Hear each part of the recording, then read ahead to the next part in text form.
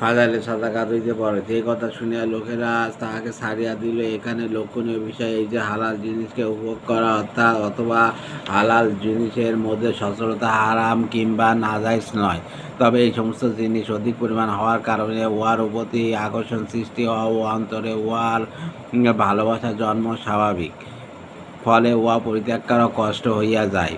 আবার এই সমস্ত জিনিস জোগাড় করার পন্থা তালাশ করিতে হয়, উৎপাদন ও আমদানি বাড়াইবার ফিকির করিতে হয়।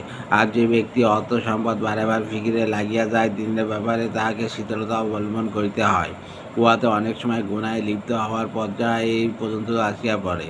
যদি দুনিয়ার ভিতরে ঢুকিয়া যাওয়ার পর উহা হইতে নিরাপদ থাকা সহজ হইত, তবে হুজুর সাল্লাল্লাহু আলাইহি ওয়াসাল্লাম এত গুরুত্ব সহকারে দুনিয়ার প্রতি অনাসক্তি ও উহার প্রতি আকৃষ্ট না হওয়ার জন্য সতর্ক করিতেন না, এবং এত কঠোরভাবে উহা হইতে নিজে বাঁচাইতেন না।